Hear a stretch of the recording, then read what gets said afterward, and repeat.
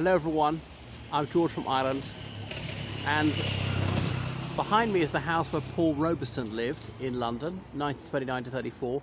The blue plaque is not very obvious because of the way the light is working here. But anyway, it's that black door there. It's above my finger there.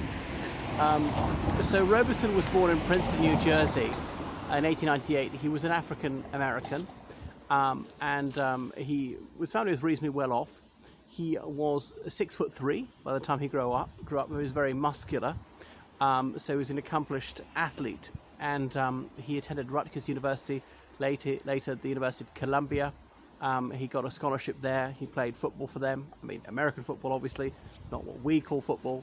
And he was a very diligent scholar. So he got a law degree from that university. He qualified as a lawyer, and in his first day, he turned up at a law firm to work, but the secretary refused to take dictation for him on the grounds that he was black. So because of racism, a legal career seemed more or less impossible for him.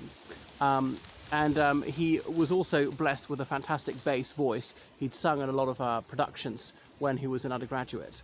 So he moved into acting and singing, and he made a name for himself in the United States. He came to this country in 1929. It was the depths of the Great Depression. And because of his experiences, he always had a sympathy with the downtrodden, and he railed against social injustice, wanted to do what he could for the unemployed. So he's in a number of plays and films here, Sanders the River. He later regretted doing that, feeling that it was imperialist propaganda, and he became an anti-imperialist. And Jomo Kenyatta also had a bit part in that. I think it might have been the crowd scene. And he was in a few other films like Showboat in the 1930s, so becoming a Hollywood star.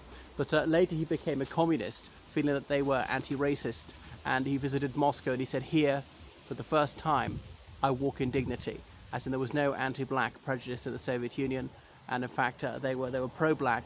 Of course, the Soviet government was viciously racist to many of its ethnic minorities, deporting millions of them in terrible conditions, many of them dying on the journey, many of them dying when they're dumped in Siberia, people sent to the Gulag for their ethnicity, for their social class, and made to stay thousands of kilometers from their homeland for decades after the Second World War was over.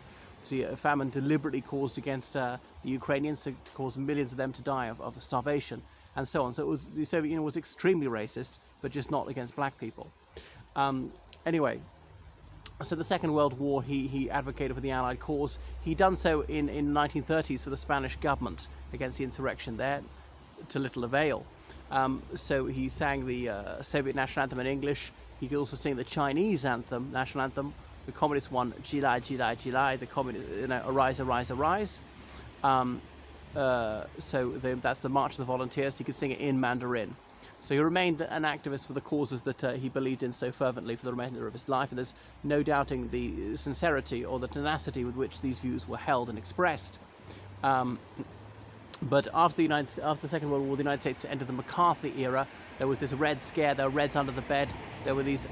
There was the House Committee on Un-American Activities. We've been going since the 1930s, but that really meant dissent, and so he fell foul of that. He was blacklisted by Hollywood, and so he made his career elsewhere. He was later able to return to the United States, and he died in Philadelphia in 1976. That's just a little bit about Paul Robeson. This is a brief part of his life, this London chapter, this area called Hampstead, which was known for its liberal and left-wing intellectuals, champagne socialists, really.